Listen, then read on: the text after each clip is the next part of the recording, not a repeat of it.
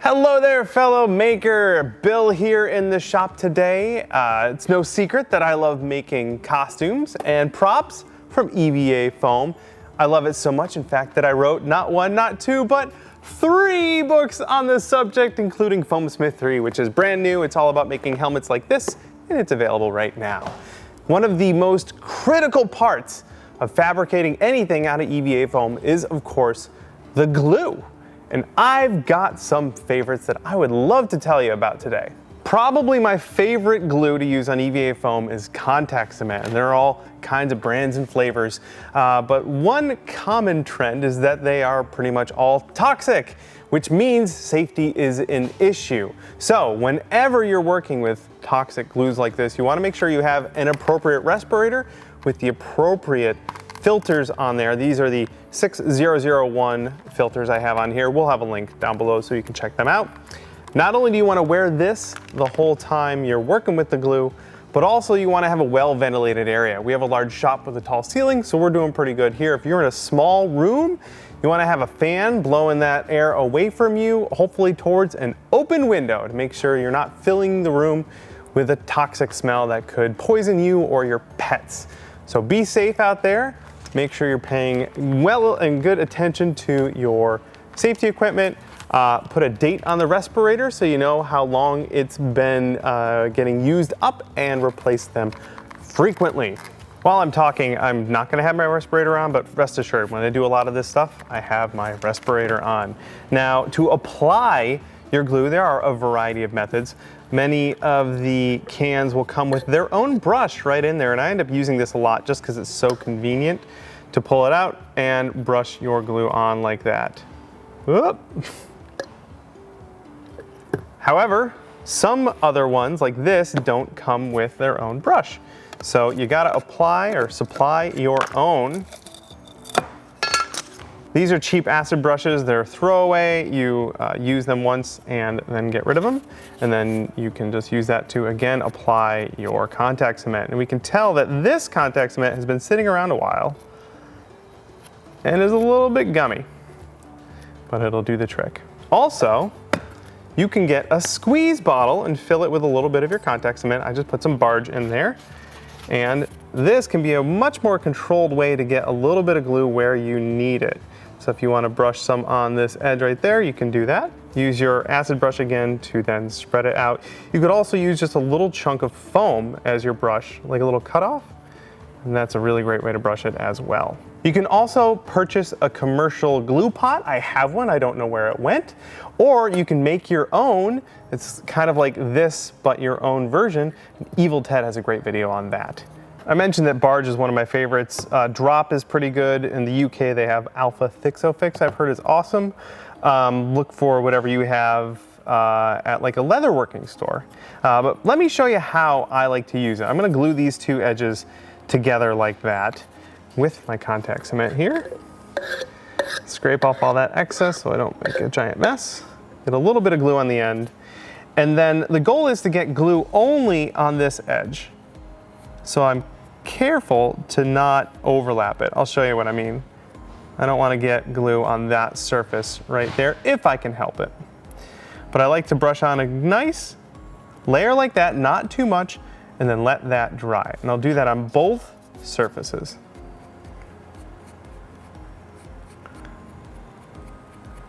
Now this stuff takes about 5 minutes to dry before you can stick it together. Or if you have a hair dryer, you can use that to speed up the process a little bit. Whoop. Humpty's making some fun noises now. It's fallen a couple times and it's been duct taped back together, but it still works. As it dries, it becomes less shiny. So there's still some spots here that are a little shiny. I don't want to wait for those to dry. But once they are, we'll stick it together. So let's give it another couple minutes and then we'll stick them together. Our glue is just about set up. It's only been a couple minutes. Thank you, Humpty. Now you don't want to leave this for too long. If you leave it for a couple hours or a day, the glue won't set up anymore. However, my friend Eadie made a great video showing that you can actually rescue that by hitting it with a heat gun, and it will become gluable again. Now, this has only been a couple minutes, so we are set, and all I have to do is carefully press those together. Now, as soon as it touches, it's going to stick. So be slow and careful with this so you get it right on the first try. Push it together with a good amount of force, and now that is stronger than the foam. Really, the foam will rip before the glue does. Now let's say I didn't want to do that. Maybe I glued this piece on upside down, or I want to remove this little bit of over brushing there. Barge has their own thinner. This is probably even more toxic than the glue. It's probably pure toluene. But I can use a brush and get a little bit on there. Definitely don't want to get it on my hands, hence the gloves. And let that liquid go down into the crevice there, and it will slowly start to pull apart the adhesive. And like that, especially on a fresh bond, it pops right off. You could brush this off, clean it off, and re-glue it if you want. I can also, like I said, use that to clean up that overbrush there a little bit. This overbrushing glue stuff will frequently show through your paint, which can be a real pain in the butt. But we can use a little bit of thinner to clean that mostly off, just like that. So this stuff is toxic and sometimes hard to come by. Again, look at a leatherworking store if you have one nearby for this kind of stuff. There are other options though. Barge makes a toluene-free version like this. It's okay stuff, it just doesn't have the same solvent, and it takes much longer to dry. I believe it recommends waiting 20 minutes, something like that. A lot longer. It works in a pinch, and I like to keep this in my cosplay repair kit. If I'm at a con, I can use this to repair my foam costumes and props. This stuff you can get at a lot of hardware stores, this DAP Weldwood, and it's a contact cement just like this. It's just not quite as strong. So if you use it and you're really counting on those bonds being strong, what I like to do is brush on one good layer, one good thin layer, let it dry for 5 minutes, brush on a second layer, let that dry for 5 minutes, and then put them together. I've had pretty good results with this stuff. They also make this less toxic version, and it is useless, so don't get that. Don't waste your money like I did. Most of the fabrication I do on foam costumes is done with contact cement, but for all the tiny little details, I really like super glue. It's so useful for so many things. Though be warned, it is possible to develop a sensitivity to super glue.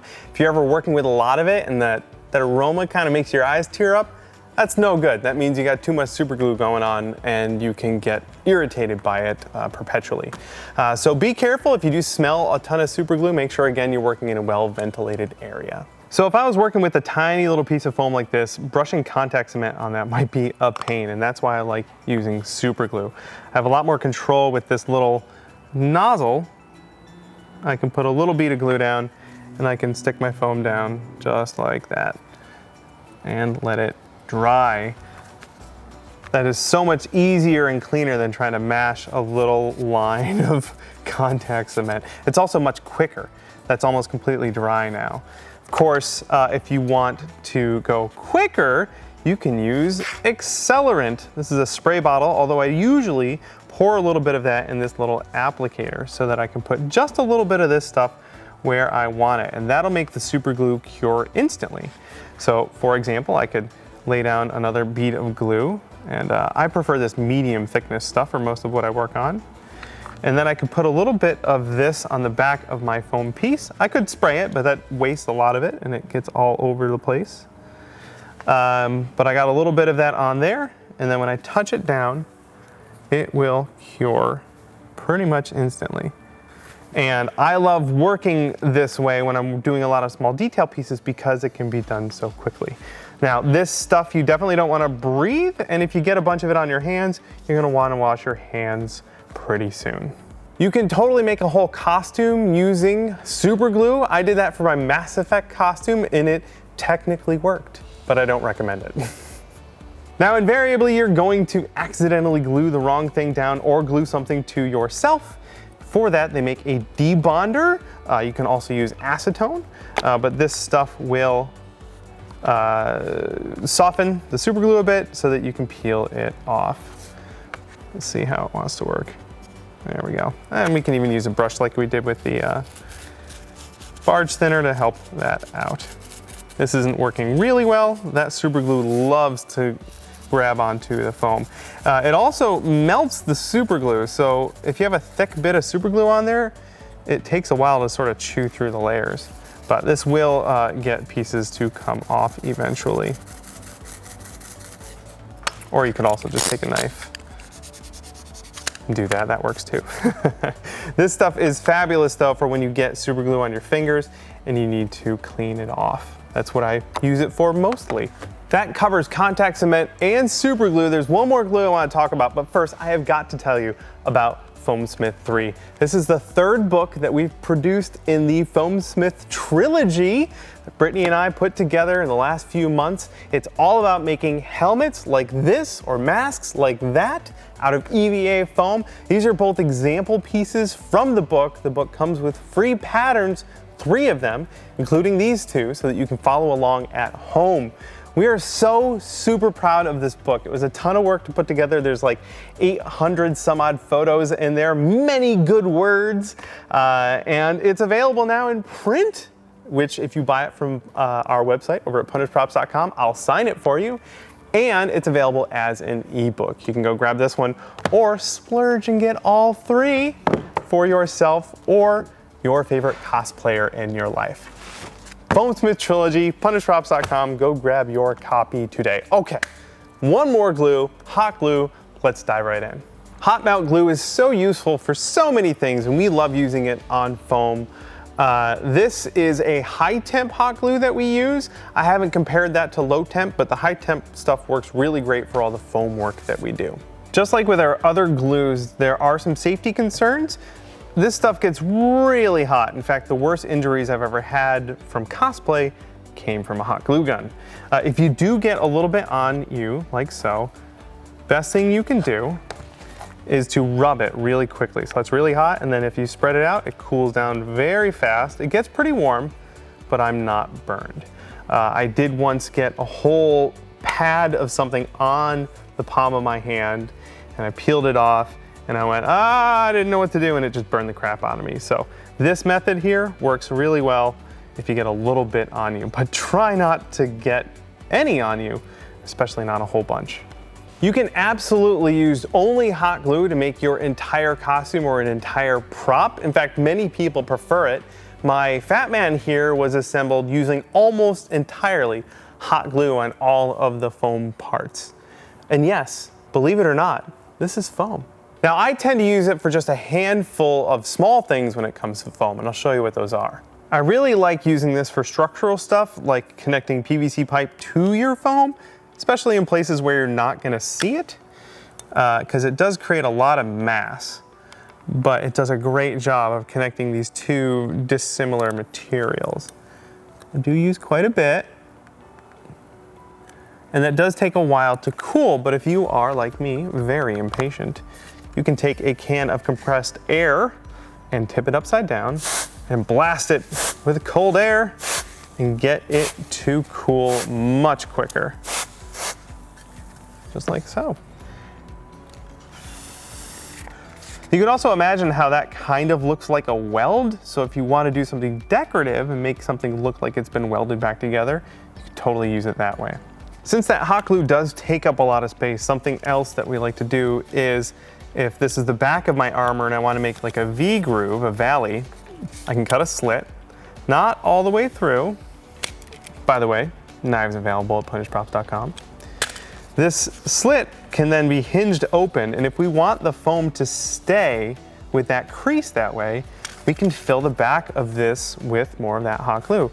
We can even take up some more of that space with a little wedge of foam. If we have some extra foam scraps lying around, you could totally do that. So I'm just going to fill this crevice with hot glue, and I'm being generous here. And then if we want to take up more of that space and help keep it open, we can wedge another piece of foam in there. And then of course, since I can't be bothered to wait, trying not to blast my fingers, Now, this looks hideous, but this is going to be on the back of the armor, and you could come in with your knife and trim that up. But on the other side, we're left with this really nice crease, and that's the power of hot glue. And of course, if you're going to make your whole costume using hot glue, you can spread on a nice thin layer. You don't need a lot. You don't want to take up a lot of room. And you can come in like you would with your contact cement and glue your seams together. And you can build a whole costume that way. And like I said, many people prefer this. It's a thin layer, so it cools pretty quickly, and it will hold really, really strong.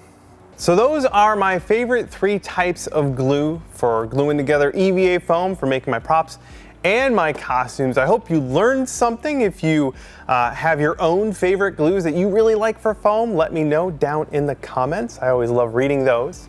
And all the stuff that we've showed off today, we'll have links to those down in the description if you want to go find some of that for yourself. Of course, we'll also have links to the Foamsmith Trilogy if you want to dive in, especially grab the new one, Foamsmith 3, that we are oh so proud of. Grab a copy for you or a friend. And I also really have to thank the members of the Extra Credit Club. You guys are wonderful, beautiful people. There will be a link down below if you want to join. That'll wrap it up for today. Thank you so much for hanging out with me in the shop. We'll see you in the next one. Happy crafting. The type of glue I use the most for foam is contact cement, and there are all kinds of flavors, but the first thing you want to realize that most of them is toxic. From the top. My English teacher dad doesn't watch that. I keep nodding. Now, invariably, you're going to accidentally super glue something that you don't want super glued, or you'll super glue